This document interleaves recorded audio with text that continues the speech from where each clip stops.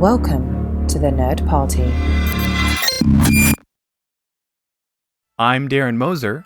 I'm Philip Gilfus. I'm Daniel Prue. And this is City Alpha 3.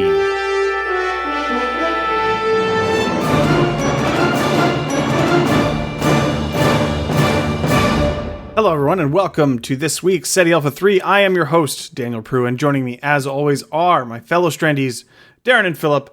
Hey, guys, how was your week this week? Another no new Star Trek. So, I mean, same old, but... Well, we'll get to it, Darren, but there might not have been any new Star Trek, but there's plenty of news about Star Trek, so we'll talk about that. That is true. But no new episode watching for me, although I think friend of the network, Sean Eastridge, I think was finished his DS9 first time watch through, which is very cool, and thus promptly watched the documentary as you now understood it, so... That's a good way to close out a rewatch. I also noticed he had mentioned a comment about disliking the Prophet stuff as much as I did. So I have a kindred spirit in that. That is true. Because it gets that's the one weakness of Deep Space Nine to me. It gets pretty dopey, especially at the end when they're with like the mom and stuff and all that. A little too much magic. Yeah, too much magic. That's right. Too much space magic. So. What about you, Philip? Anything new going on? What's going on? I have 2 episodes of the animated series left, and it'll be my rewatch done. So. Isn't that episode 21 and 22? I think there's only 22 episodes in the whole thing. Yes, I watched. Well, it was interesting because a friend of the show, Aaron Harvey, tweeted, which I know we'll be getting to, but apparently in some of the clips of Lower Decks, the pictures I forget the name of the alien. I'm just like, just watched it. It's like yellow alien with a diamond on their chest, or something Bem like that. Is the name of the animated series episode, and it's basically this alien who can like separate all his limbs. And so, that's cool. Yeah, so. Kind of like Discovery can separate all of her nacelles now? He was actually part of... I didn't say this, but basically it was the interspecies exchange program because he was honorary commander, Bem. Nice. Yeah. Now, see, I if he doesn't run into a room and yell multi-vector assault mode before his limbs split off, that's what he's got to do. Is that like when he attacks someone? Like when he's like, multi-vector assault mode! And his arms and legs go flying. Independently of each other. That's pretty No, the episode I just watched was The Practical Joker. The first holodeck, quote-unquote. That's true. And get some Romulans. I think one of my favorite parts is, very, very briefly, it's basically the computer gets, infected and becomes a practical joker and does all sorts of jokes, and that's fine. I think my favorite part is that Kirk says, I got my clothes, my uniform from the space laundromat. And he's like, and look what happened. And on the back of his uniform, it says Kirk is a jerk. But the best part I like about that is he put it on anyway. Like, it wasn't just like That's true. He found it and was like, he's like, well, we've all seen Star Trek Beyond. We know he has a closet like Scooby-Doo style with all the same thing. He just picks one. Yeah. He could have picked a non-Kirk as a jerk one, but he didn't. But he wore it. He's like, you know what? This would be a fun story to tell as I'm walking through the corridor. Look, it's my Tuesday uniform. I'm not going to not wear my Tuesday uniform. No. Got to match my Tuesday socks and my Tuesday boots. Win. If you do that. No, Jihad was another episode, Daniel. That was sorry. Earlier in the animated series. Now, Philip, I'm sure maybe next week, depending on how quickly you go through those final episodes, we'll maybe get like overall impressions from you. But what's next? Are you hopping into TNG next, or what are you doing? I have to do motion picture. I feel like it calls to me. Movies. It tasked me. Now, you're not doing continues, are you? No. Canon only, Darren. We're a canon only podcast. Are we? On our made-up planet where we're stranded? Part of the canon. We actually picked a name of the planet so we could still be in the... That is true. Darren, you mentioned earlier about new Star Trek, but we got a lot of stuff going on this week. So I wanted to just briefly go over, and we'll start here with Prodigy. We got our first real look at it, not still images, but we got an actual trailer. It's like a 1-minute teaser, right? Not really not very much. Everyone gets to say a line, and then it moves on to the next thing. It was the end of the universe, or whatever it was. It wasn't that dramatic, fortunately, but it was, interesting looking. What did you think, Philip? What was your first impressions of that trailer? No, it looks fun. I mean, the hard part of, obviously, with a series like that is you don't want to give away too many of the jokes, but that's kind of what you have to do. But yeah, no, I mean, it looks versus like Lower Decks, where all the jokes are in the trailer. Like, not all of them, but a good dose of jokes are just thrown at you. But no, I mean, I'm really excited about what we saw. I mean, I think with like what we saw from Prodigy, it's literally, I mean, I'm just stating the obvious. It's literally a new way to look at Trek. I mean, it almost makes me, it was almost epic. I mean, a reused word, I know. It was very epic in scope, and so I'm almost like, dude, I almost want to watch this on like a movie theater, like a big screen, the way they're kind of framing, like it was, because it's very close up with some of the shots they were doing, which sort of like when it opens up to the big escape, and then the ship itself looks pretty huge as far as the interiors, and so it looks like it's just very a widescreen kind of series. Yeah, lots of windows. I mean, it seems basically like the bridge is in a bubble top. You have, which is great because you'll have these panoramic views. I like how apparently they're all slaves. Is what I'm gathering, and I love how in space we have to push the turnstile mining rig. I guess in the future that's still a thing. And we have whips because that's how you know, right? So, that's how you know if the slave driver has a whip. It's pretty universal, but yeah, it's like Soviet Russia. They're always like 2 decades behind. So. So it's the 2380s for the Delta Quadrant. Yeah, I was surprised a little bit, and both the animation quality, which was quite high, and in the tone. But I don't think we really have enough to gauge the tone. But the tone of the trailer was adventurous and hopeful and interesting. Not at all what I would have like. I would have thought it would have been much closer to something like Lower Decks, where it was mostly humorous, just hitting on the jokes. Maybe a little more juvenile, but we didn't really get much of that in the trailer. So I was, and then of course they ended with the Janeway stinger. So right, and this is again where it shines, because we can actually get to see Prime Janeway, in her prime, through voice acting. Prime Janeway. That's right. Yeah. Although I'm still confused at exactly what the scenario is here, but that's fine. It'll get cleared up in the first episode, I'm sure. But it's the Delta Quadrant, but also a Federation ship that crashed that also has a hologram of Janeway on it? Question mark? Well, I'm not exactly sure. I did notice. I think I did watch it twice, but the second time I noticed, and y'all know this already, the registry number is an NX, so it's an experimental ship. So maybe it was an experimental propulsion, maybe like a transwarp ship, maybe the mushroom like drive where we've. Oh boy, I hope not. Well, and it's called like the Protostar. Yes, so it's got it's a very experimental name though. Yeah, it's a very odd name for I think a Starfleet ship. But I mean, my guess off of the premise is they're slaves. They've never left this asteroid or wherever they are, and then they find the Protostar and then escape. I mean, this is probably literally everything that we're going to see in the first episode, maybe first 2 at most. Is she the ECH? Is Janeway standard ECH on the ships? I think she's literally going to be the explanation on how to pilot the ship, because they're not going to know how. So she's the tutorial. Yeah, she's I'm pretty sure. I'm pretty sure Mulgrew has come out. Or the interface of the computer or whatever. Yeah. I think she says that basically she helps them get the ship up and running again. So, it'll be really interesting. It's kind of this is the kind of thing that I'm more excited for, because it is a twist on the formula that we know, and it is a different way to look at it. So, and it looks fun. Yeah. Mm-hmm. Really interesting characters, great vocal work. We have like a plasma-based energy inside of a mech suit. We have the rock monsters and Tellarites and a bunch of new aliens we haven't seen before. I'm looking forward to when hologram Janeway informs them that this is going to be a Starfleet crew, and they're provisional ranks. It's not real ranks, it's just provisional ranks that they have to make up. But you still have to wear the uniform. Yeah. Does that mean the rock monster is going to be like the head of radishes. Is that how it's going to be? Maybe. All Or provisional ranks. It'll be a lieutenant junior grade, but we'll just call it lieutenant the whole time and never acknowledge that it actually has a different rank.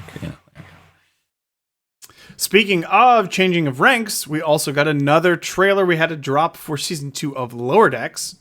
And there are a couple of points I want to bring up because there's some interesting things that happen in it. But what was the first thing that struck you, Darren? What's the thing that you wanted to talk about? Obviously, we'll talk about that last thing last because that'll lead into our main subject. But other than that, did you see anything else that I think tickled your fancy? I mean, everyone's talking about it. The Temerian? From Children of Tama. Yeah, Children of Tama. So he's a new bridge crew. Looks like the security, like the replacing. Yeah, the replacement for what was that? Rax? Crack. Oh, yeah. Guys, come on, R.I.P. Hey, but I love how he just shows up. He's got his dagger in his sash, which is really cool. And he's just like, it was like Yonda when the seven met. And you're just like, yep, this is exactly what I expected it to be. I don't know what they're expecting from this type of crew member. But again, so this is the, like Philip said, the Children of Tama. So this was from, it's not Enemy Mine. No, it's Darmok. Darmok, that's right. But it's a similar and from the sci-fi Enemy Mine. But so Darmok, and this is they speak in metaphor, and apparently worked their way through Starfleet, I guess. I don't know. This is going to be interesting. Wearing a Starfleet uniform, was he? No, he was. It was yellow, and he just had the blue sash with the dagger, and it went over his comm badge. His comm badge was right there. But it looked like he was a yellow shirt. Mm-hmm. So again, replacing our ill-fated Bajoran. Yep. He's like monsters from the deep when I met you, or whatever he says. So yes, I'll give that one. That was my first call out that I saw that I'm like, this is gonna the comic potential is very high. I hope he's in a lot of episodes and not just one. Yeah, I'm curious. It's Lower Decks, right? So you kind of think that maybe character development isn't their like number one priority. So you could make just dumb metaphor jokes every episode, I guess. Like he just doesn't get it. It's like raise the shields. When the defense went up on the third day, it's like what does that mean? I don't know. It's like how do you talk to him? So it'll be interesting. I could definitely see them having fun with that character. So yeah, that's a good one. Because it's one of those things you never thought we'd get kind of follow up with that. Species, I could see Boimler being the one who gets it, and it looks like he's having a full on conversation, and then he just like pulls Mariner aside. He's like, "I totally don't know what I'm doing. I'm BSing all of this. I'm just Gilbert and Sullivan in it. I'm making up random stuff." And it just seems like he knows what I'm talking about, and everyone loves it. So I'm just going to keep doing it. And then it, obviously comes to a head. I guess one other thing that I'm not sure about is, the opening shot where they're all stranded on the satellite, it's the main four. So does Boimler come back to the Cerritos? No, it's a 2-ship show for the whole season. Well, because we see him in his, some shots of him on the Titan, in the Titan uniform, but we also see him with the group, and we also see sometimes with the group where he's not. So, obviously there's multiple episodes that were being shown, so I'm wondering, are they bringing him back partway through the season? Is he there for an episode? I'm going to go ahead and predict that. Yeah, he gets one episode on the Titan and then he's back. There's no Troy, so they're only going to be using Riker. So obviously, that's true. Going to be one episode. Yeah, I would expect something more like that. So they're returning to the status quo within 1 or 2 episodes at most. Yeah. Although it will be neat because Riker he has a line in the trailer, so it will be again neat to see. Get him out of there. Yeah, so I wasn't necessarily confusing, but it was. Because it was shown in different order in the trailer, it was kind of hard to piece together when in the season he would be coming back. Because that makes sense. I don't think any of us really thought it was going to be a 2-ship show for very long, if that. Will he get demoted though? He's a lieutenant. Oh, that's right. He's Oh, that's true. I think I have to watch it again, but I think he was only one pip. But maybe they just draw one pip. I don't know. We'll see. Well, unlike Discovery or something plot heavy like that, Lower Decks it's more about the jokes and the jokes per minute ratio. So I think that's kind of what they were more focused on, not does it make sense in terms of like, wait, he's on the Cerritos and then he's not on the Cerritos and then what's going on? So I think they're just Season 2 is nothing but Boimler flashbacks to like, hey guys, that was a thought I had. It was maybe that was a flashback when they're all together. Heck, I wouldn't put it past them. I mean, I don't think they did this, but I wouldn't put it past them animating that sequence for the trailer because it so encapsulates the essence of Lower Decks in one moment. You know what I mean? Like, and they left us. It. Yeah. I mean, but the show has so many jokes a minute, anyways. It's like I think they could easily just grab however many they wanted and throw them in a trailer. What about you, Philip? Is there anything that caught your eye or any thoughts one way or the other about season 2 of Lower Decks? Nothing extra. I mean, I haven't looked. I did see an article or something that said that the ship is a little different. I mean, that they've added some things to the actual Cerritos. Like, I don't know, when the cells are more defined or something. A little more detail. Yeah, so I didn't check it out myself because I don't always notice these things. But maybe that's on the model kit episode. It looked like they were building a model kit Cerritos, which looked really cool. I hate it when they all that's right. come out all sovereign class, Yeah. Well, the two things that I saw that kind of caught my eye, other than what you mentioned, Darren, was Jeffrey Combs voices. Yep, that's right. The evil computer. Computer. Computer. So, I mean, is it evil or is it just pointing out what Boimler needs to hear? I mean, but yeah, that was fun. So that's fantastic to see. Always love. We love to see Jeffrey Combs in more and more Star Trek, and maybe he'll now branch out to the current live action stuff as well. That'd be fun. And I felt like we saw a lot more prime aliens. Like, I mean, there were Cardassians, and which I don't think we saw any in season 1. But I'm looking forward to that. Like more, at least one more moment with the. It's gonna be a Ferengi Packlids episode. And Ferengi episode. There were Nausicaans. Yeah, that's right. Let them run, Tendi. But there was some sort of a slug monster as well.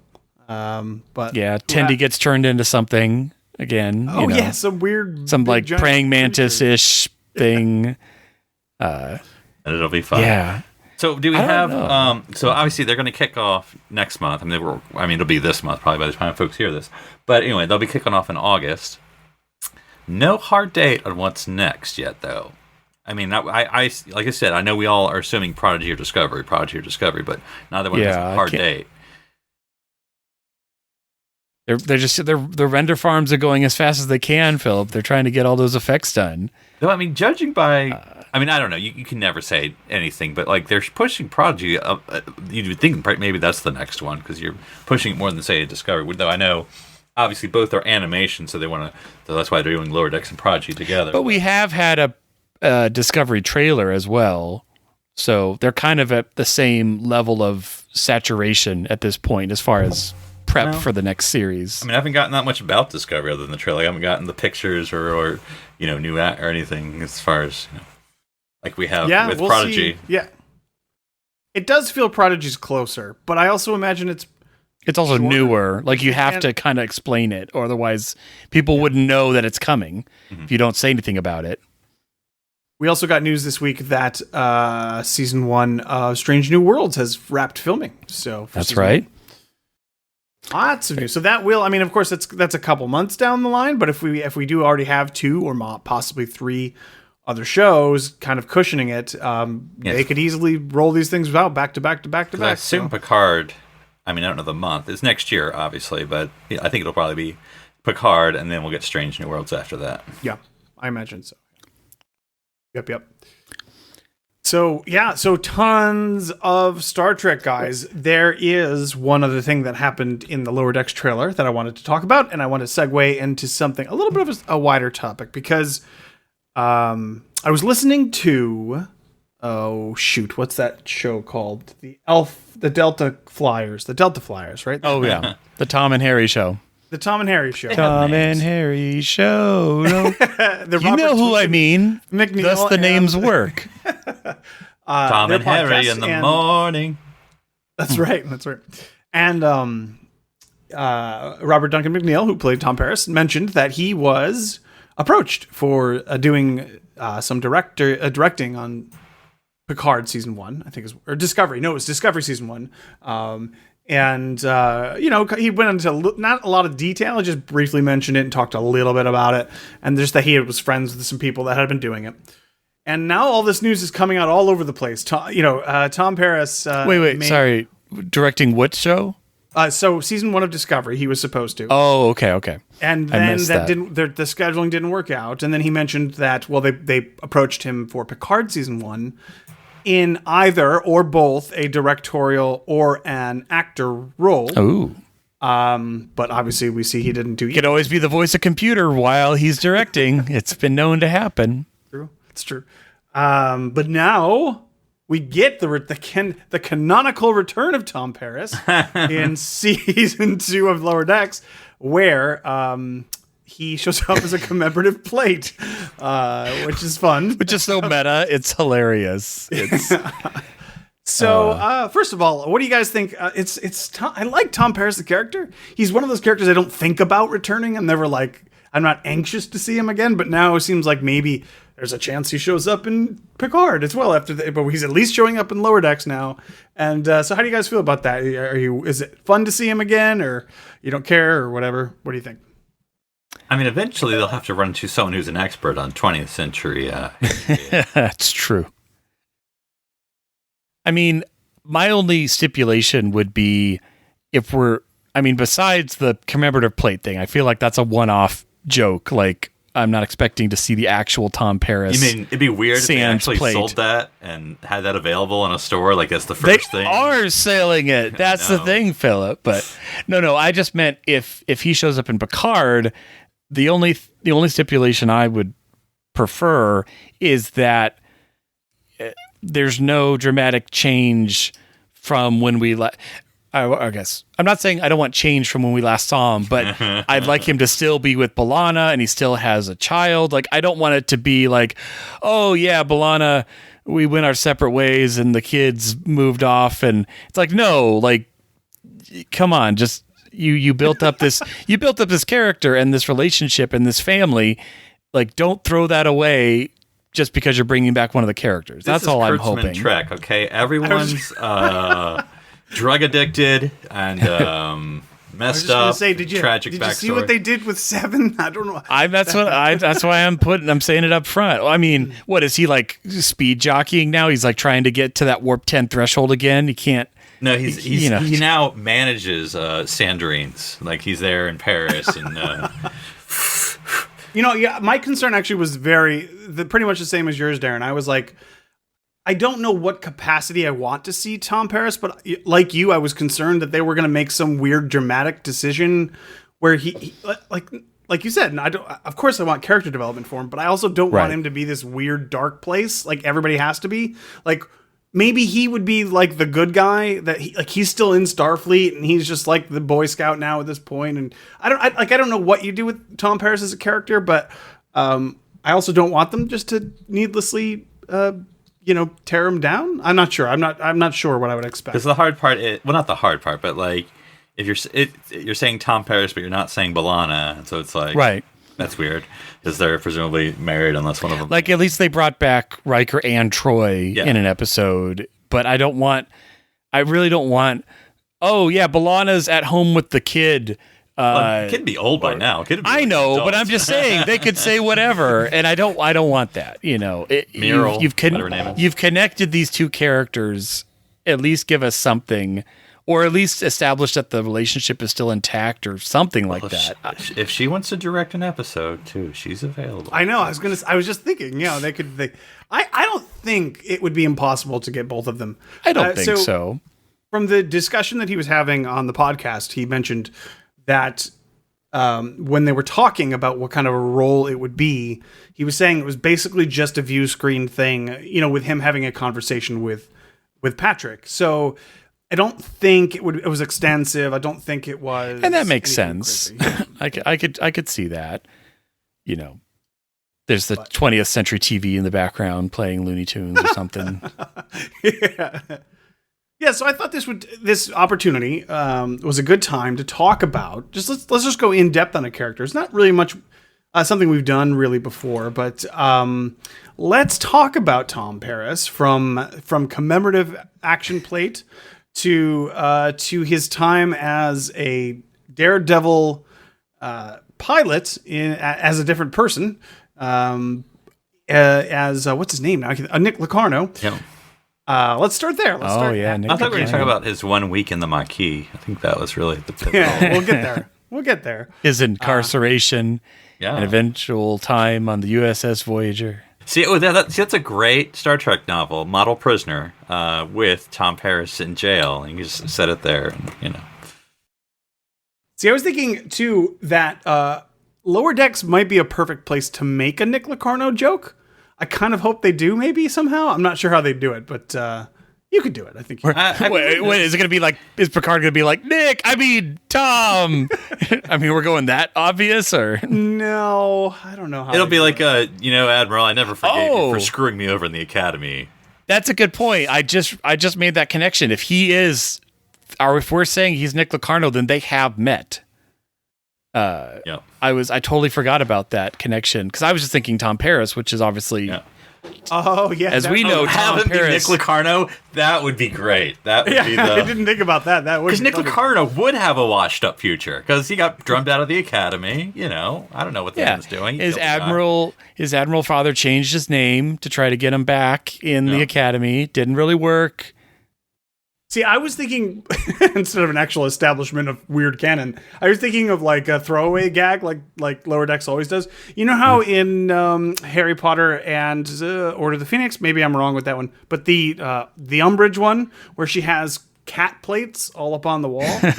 I thought Right. he would go to put his Tom Paris one up on the wall, and it would be right next to a Nick Locarno one. It looks And they would slight. look- It just has like the cadet pips. That's the only difference. The face is exactly the same. Okay, that would be really funny. Then why would we have a Nick Locarno play? Come on. No, it's like it's best pilots, and it's got a whole bunch of pilots, and it's got The best pilot so- series. Yeah, and Tom and Nick are all this, and that's like a wink and a nod enough that The I best think pilots that would who be killed funny. a guy series. Are you saying Tom Paris never killed a guy, Philip? Because No, I'm he pretty did. sure there's a I mean, presumably, because he said we never got established what happened, but he said the joke was, the ghost of the three, whatever people visited me, and I learned the true meaning of Christmas. And Why he needed that ankle monitor, you Yeah. know. So we will just briefly mention the first duty because technically it's not the same character. But the idea, I think, was that it was going to be the same character. And for whatever reason, rights reasons or licensing or royalties, they decided to scrap that and use a different character name, and a slightly altered background, question mark, because like Philip says, it's never really established. They don't break enough with the back line, because you can put these two things together pretty easily. So I think my only question, and I was just reading, can't remember the exact title. It was from the Day of Honor Star Trek series. It's older, series, but it was the Star Trek Voyager one, so it was about B'Elanna. But anyway, all that to say, it got me thinking about Tom Paris this way, that, and again, I know there's no rules, but if there should be rules. So in other words, Paris is given not a provisional rank, he is given Starfleet lieutenant rank. So then my question is, was he a lieutenant previously? Oh, like did they reactivate him back to his previous Or, rank? whatever, Janeway's just doing whatever she wants to do, the Janeway. Or is it by being the, basically the navigator pilot of Voyager, like, I can't have an ensign sitting in this chair. Like, I can only have an he needs to ensign at behind least- me, Yeah. not in front of me. No. Yeah, at least. nobody less than ensign. Yeah. Well, she has to, maybe that was the perk. He got a slight rank increase, and he agreed to duck down whenever the view screen turned on so that they could see her. That's right. I mean, there was Yeah, that so- moment where he was ensign Paris, but, well, never mind. Yeah, so in I was gonna say Endgame, but that's the other way around. In Caretaker, we get Tom Paris, the convict, New Tom Zealand Paris, the prisoner. Observer. Strictly an observer. We get him established that he did he went to work for the Maquis, right? Right, that's true. Maquis are the root of all everything. Mission. Yeah, for less than a mission, and then he got caught, right? Mm-hmm. Isn't that what happened? Yeah, that's why Something Chakotay doesn't like him. yeah. Chakotay doesn't like him, but she needs him to navigate the Badlands, and he's the best pilot there is. So she takes him with her, and She doesn't get picked because he's the best pilot. is it just because I can't remember. Yeah, just because the Maquis. Because he's like, I'm the best pilot you got. And she's like, just an observer, Mr. Paris. You'll never sit in that chair. Oh, you're sitting in the chair right now. It would take for like all the helmsmen to die. and how's that going to happen? Huh? Not if you and I were stranded 70,000 light years away. Would I ever put you in that chair? You were the Mr. last Paris? helmsman in the quadrant. Only then would I put you in charge. And then it happens. You just like slip a thing of latinum, just like I'm done. She looks over at Tom Paris. He's just giving her a Damn you, Like people are Paris. dead, and he's like, "So I'm gonna just sit down here." Hey, you got bigger fish to fry. You got to pick a new first officer. I'm just gonna sit right here in the con and fly this puppy. I'll keep my ankle bracelet on, but I'll just sit here and just. No, but he doesn't know. And like, so they're flying along. They're like, Mr. Paris, why are we limited to warp 2? Oh, beep. And the cells go, he forgot to, engage them up before going to warp. So they were limited at warp 2. So they left the parking brake on. Yeah. Ready now, sir. Boop, No, I punch thought it. you were going to say he has the ankle bracelet on, so he can't go very far. It's like, He why are can't- we circling this planet? This is as far as I can go, Captain. I don't He want can't leave the bridge. he's the reverse EMH. He can never leave the helm station. Oh, 'cause, gosh. So let's start there. Let's just do initial impressions of Tom Paris. What do you or did you think of him when you first saw him there in the pilot, or even on rewatches, even knowing what we know now, since he does go through quite a bit of character development? How do you feel about him as initially presented and portrayed as a character? What do you think, Philip? the bad boy of the band. It was, and again, reading this Day of Honor book did make me think about, they had that brief storyline, season 2, season 3, can't remember. But anyway, it was the one where, I mean, sort of kind of like the B part. But anyway, Paris was pretending to be like a F-up. And like Chakotay was out and thought he really was, he's like, oh, what happened? You were used to, he's like, oh, maybe I just, he was showing up late and his uniform was messed up. Anyway, but like, that was sort of like the Paris we thought we had. But then, as you say, he eventually develops into, like a lot of the other crew, similar stories with everyone, like Balan and everyone else, this is my new family, this is my new crew, my new opportunity. And from there, we get the friendship with Harry, the relationship with Balana, and eventually becoming a dad and all that stuff. So he's not necessarily a standout to me, though. I think with Voyager, there's not always a lot of standouts, other than the Doctor and Janeway and Seven, if that's your cup of tea. But that said, I think he is a good character, and there's a lot you could do with it, because I think an episode we talked about months ago, possibly, with the Ponfar incident with Balana. Like, he's the character that would do it. There's a lot of characters that are stuck with someone going through Ponfar, be like, well, it's against my... He would. He'd be like, okay, I'll help you out. But I like that we get that more complexity from him, that, he's still like, oh, you're my friend. I don't want to... I will if I have to, but I'm not going to, because I like you, but not that way.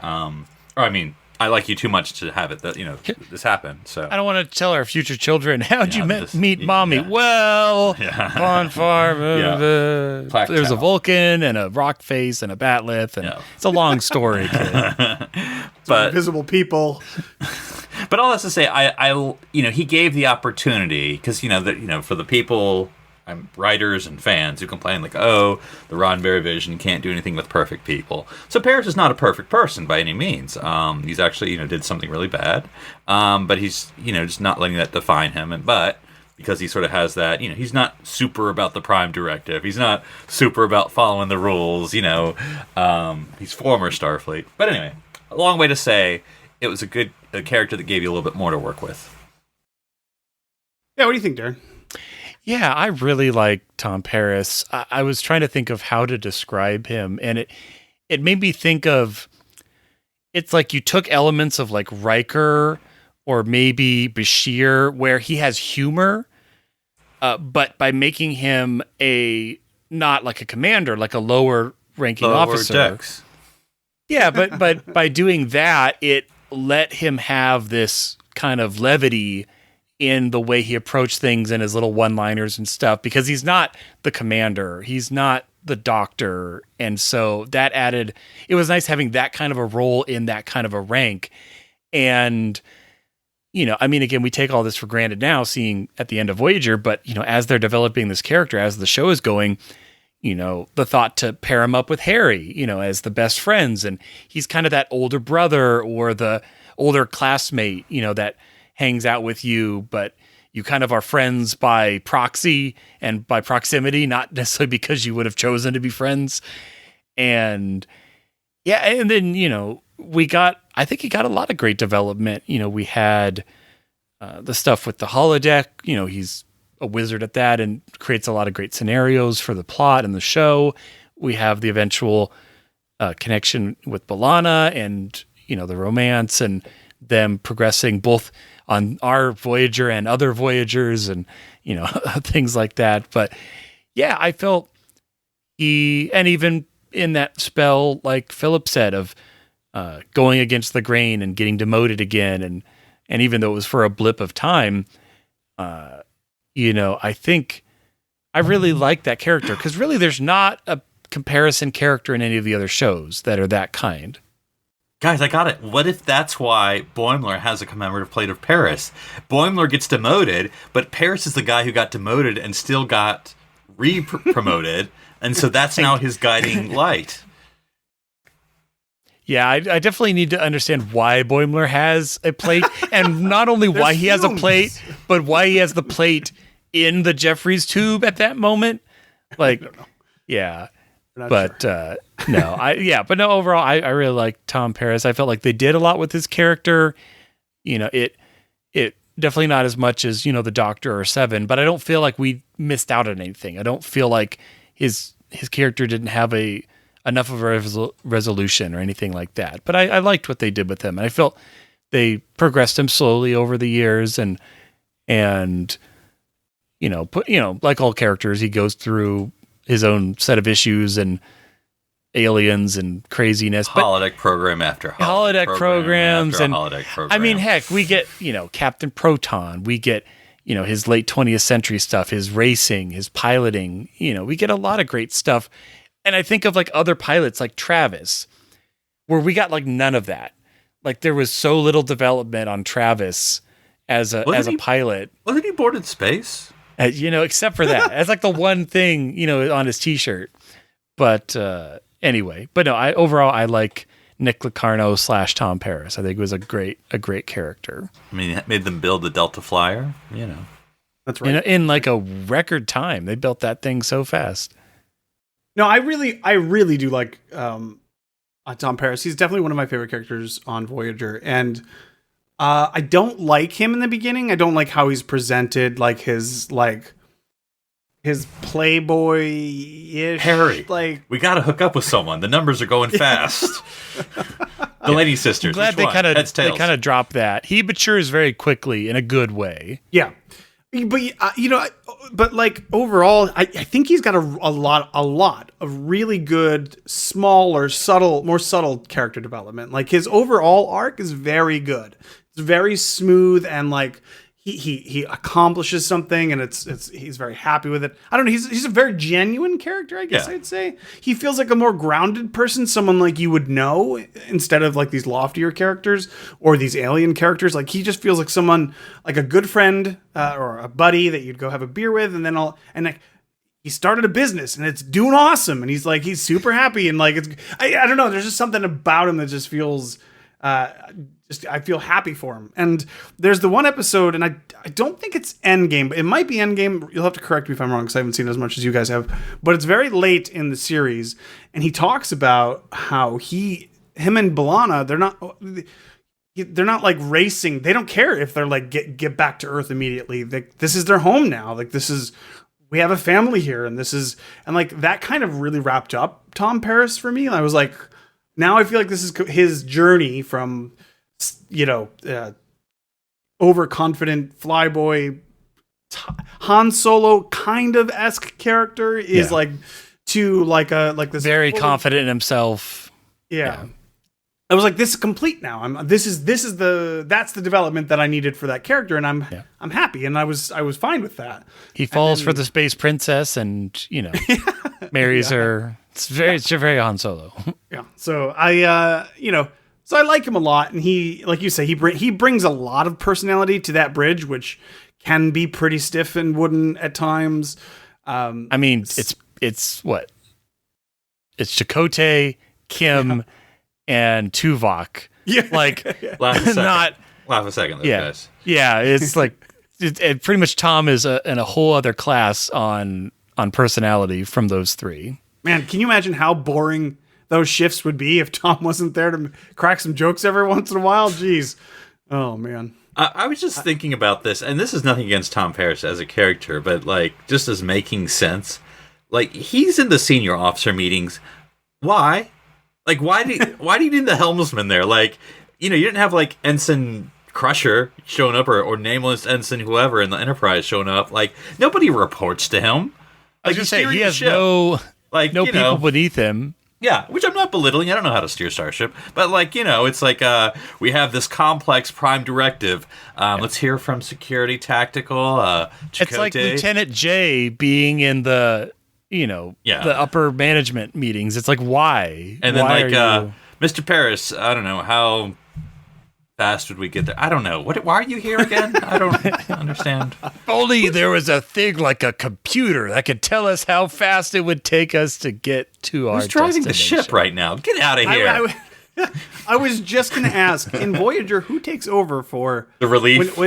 That's a good point. He is the relief. It does suffer a little bit of like, there's one person who can fly the ship really well, and it's like, really?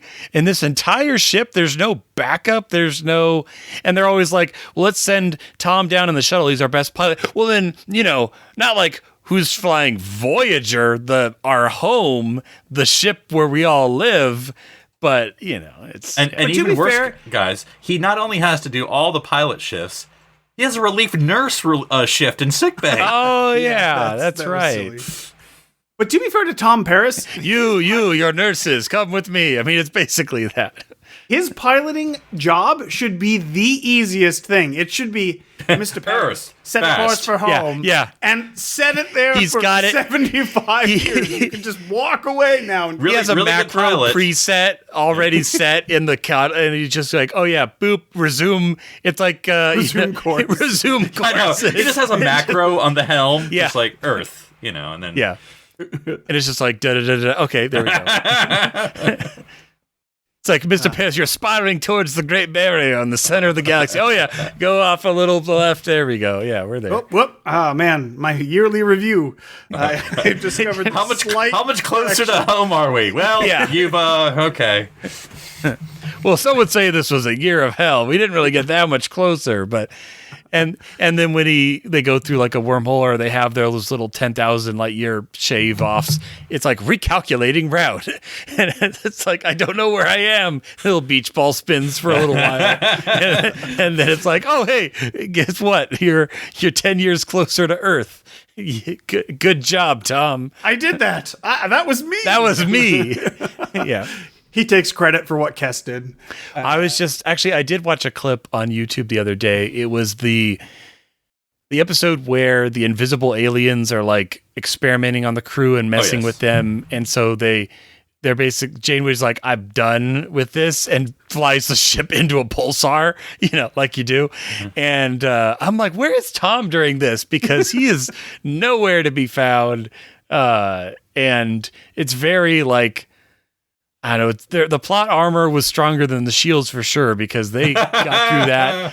They're like, boy, I'm surprised we're alive. I'm like, I am kind of too. Like, no damage. Like, you're flying with like no shields between two pulsars. They rolled like, a come nat on. 20, so I guess she You can did. just go wherever. When the captain takes the helm, stuff's about to go down. Yeah, so let's talk a little bit. I mean, we talked, vaguely about some character development and stuff like that, but let's talk about maybe some specific episodes or certain situations he found himself in, whether we liked them or didn't like them. Like you mentioned, the nurse thing, Philip. That I could have left that behind. Not really, like you said. He's already got a pretty important primary duty on the ship. They probably could have found a better, like a secondary character for that. I don't know if it was. Do not call Kess. You mean Kess? Character. Yeah, I was gonna say.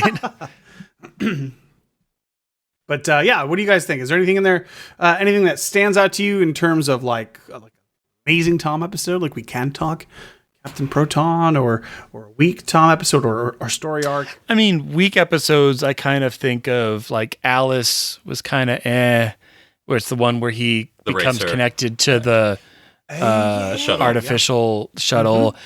And then like, Spirit Folk and stuff like that, where he's just he's being prankster Tom still. And we're kind of like, aren't we kind of past this? I mean, it's easier to kind of pull out those versus like, Captain Proton or other ones, which are obviously like gems. Yeah, of an 30 episode. days. Yeah, Oh, is yeah. a good one. Mhm. That's a really good one.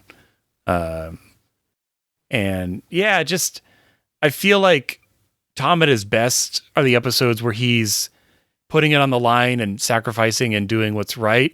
Tom at his worst is when he's like walking down the corridor, hey, Harry, putting his arm around him. It's like, yo, this is not going to be good. I mean, I can't remember the name of the episode because it's the 7th season, which I've seen, but not as much as all the other seasons. But it's the one where B'Elanna's basically trying to genetically modify their baby.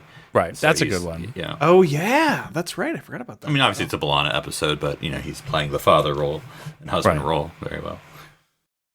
What pops in my head a lot for Tom is what was the episode where they were all this Voyager was stolen, they were left behind. Basics, Basics. Workforce. part 1 and 2.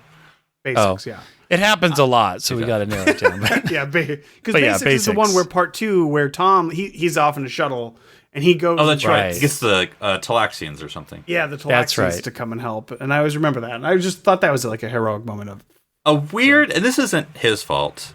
The weird one is Year of Hell, because he's sort of stuck with Chakotay, being like, yes, Chakotay, you're becoming a, hostage, and you're getting you're brainwashed by them or whatever, so.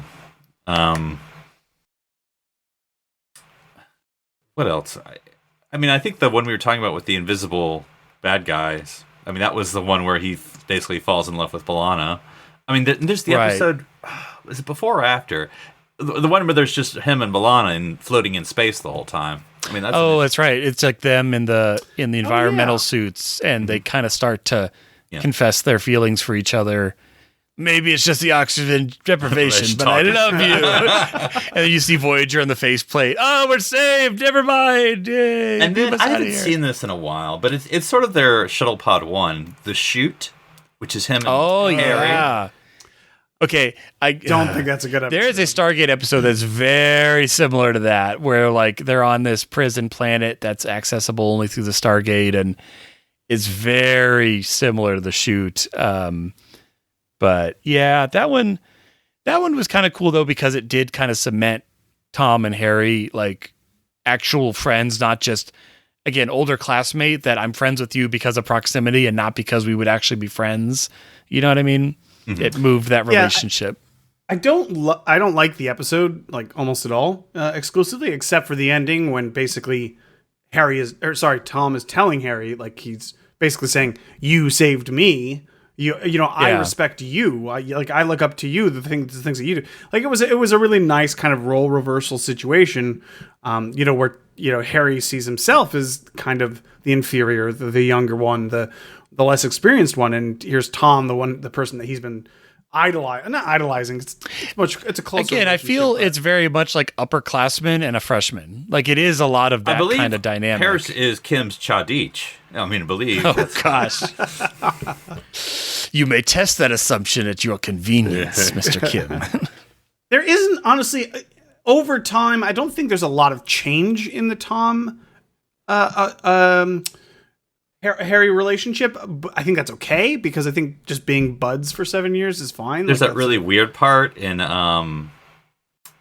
what's the name of the episode? Anyway, it's the Kess Year of Hell, where Kim becomes Tom Paris's son-in-law. That's not weird at all. Yeah, that was a weird episode. There's like Nightingale. Like there's the ones where Harry's just done with taking Tom's advice and just does what he wants, and usually is not a good idea to ignore Tom's advice. Because you would think not following Paris's advice would be good. But. Yeah, but usually 9 times out of 10 he has good advice. So. Well, he goes and makes the mistakes first, but he learns from them right away. So I guess it makes sense that he knows how to pass that on. Harry. This is perfect. What other relationships? I guess we can save B'Elanna for last. Well, that's why I was trying to remember the relationships to kind of make me think of episodes, because like him and Janeway, I mean, not a lot. I mean, other than like 30 days, but I mean, Threshold. Well, yes. I mean, that's kind of an important one. It's the lizard baby in the room. I thought we were not going to. Eshhold Thray. You can't talk about it. I mean, he and Chakotay could have had something, because they were trying to set that up, but they never, as with all things Chakotay, never did much with it. Yeah, you could have. There could have been something there. They needed them to be stranded on a shuttle at some point, and it just never happened. No. He and Tuvok, and again, they always had trouble with Tuvok too. I mean, I think they had at least a scene together about becoming a father and getting some Tuvok advice. Oh yeah, there's got to be another episode where they're featured together, right? Did they do a lot of stuff? Really? Well, what about the one where Tuvok's the detective and it actually was Tuvok? Was there some stuff with Paris in that? I can't recall. Well, there's the black and white one where Tuvok is a matter of perspective, but the Voyager one. Where it's not a great episode. Yeah, because basically you just have Paris, reliving the murder, and that's basically all you get from Paris on that one. So I guess weird. He does have a somewhat, I wouldn't say substantial, but a somewhat a relationship with the Doctor. He gets annoyed and picks on him, and they have some repartee. No development really there. It's just we have that small jealousy angle with Neelix, which I'm glad they moved on pretty quickly. The less spent on that. The spaghetti episode, that one was good. I mean, that one when they're stuck in the cave together and have to whatever, and they have to take care of the baby, or I can't remember what, something like that. Yeah. Okay.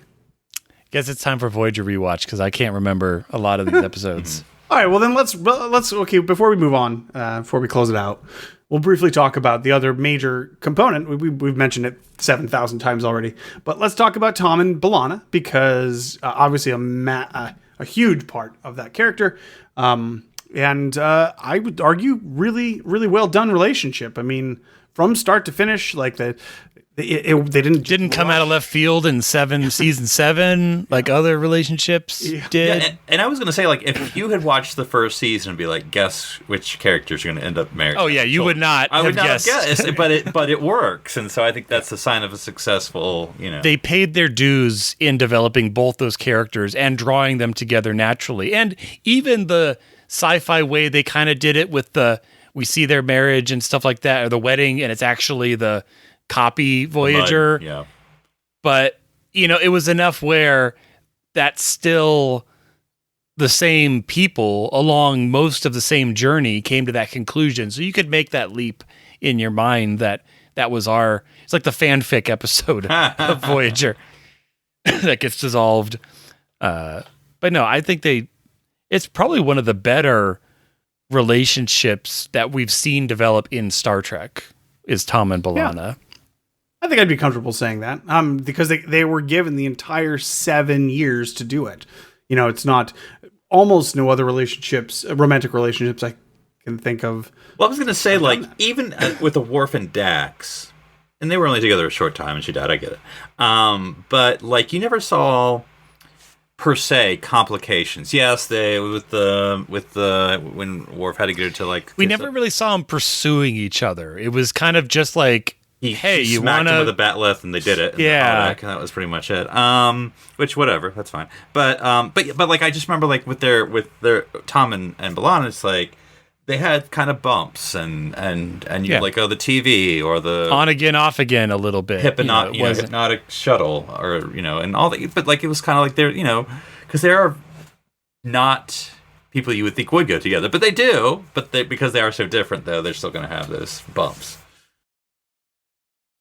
Yeah, and of course they not only do they find each other, they start a family, and which takes us kind of full circle to where we last know about Tom Paris, which was the end of season 7 of Voyager, and he was happy, was comfortable, and he's happy because he just had a brand newborn and he's in that euphoria, and then he doesn't sleep for 3 months. We don't need to see that part. Yeah. We don't need to see but my late night feeding suddenly, I guess just to close it out, it's like, and this is where I struggle now, is like, if Tom Paris, the character, not just a commemorative plate, were to come back into Star Trek, what would we want?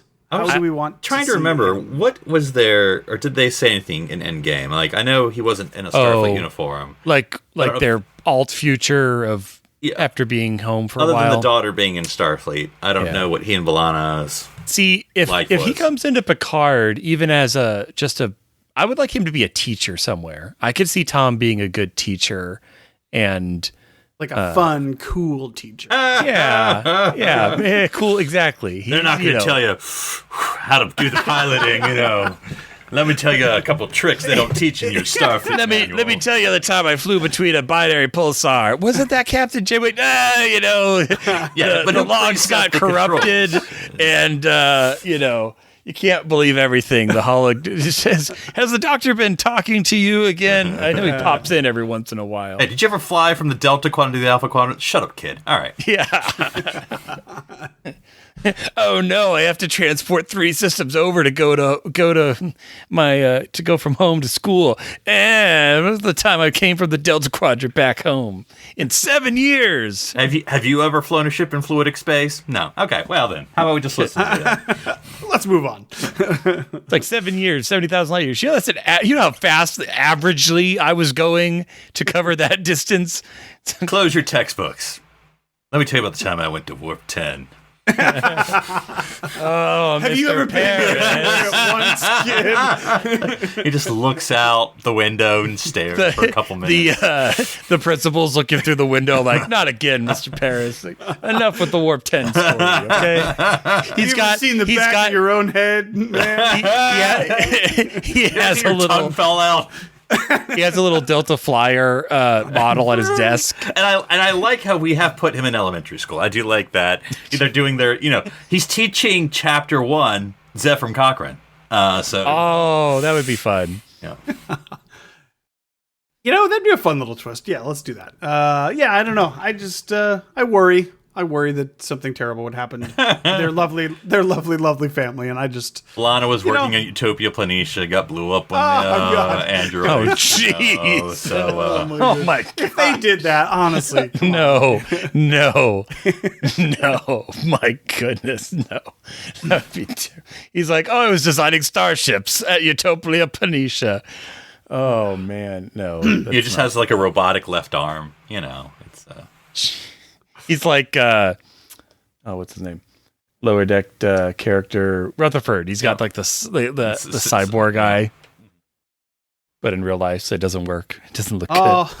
All right. That's it. That's enough torture work. Don't give them ideas. Don't will it into existence at this point. So, all right, Philip. If people wanted to get a hold of you and find out the best route from the Delta Quadrant back home, how would they find you? Oh man, you're going to avoid traffic, so you're going to hit that secondary route. They're going to give you one. Don't just take the first one they give you. But they can find me for many of my routes on @NC Public Servant and all the shortcuts I have on Twitter.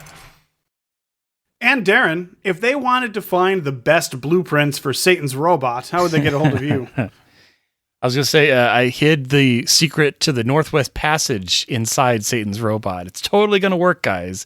No downside going through this passage of Borg space. None at all. They can find me on my website, drsci-fi.com, or here on the Nerd Party Network, talking about making things on our new show, Maker's Method.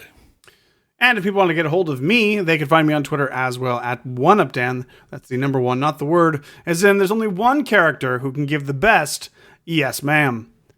I'm Daniel Prue. I'm Philip Kilfus. I'm Darren Moser. Stranded here on SETI Alpha 3.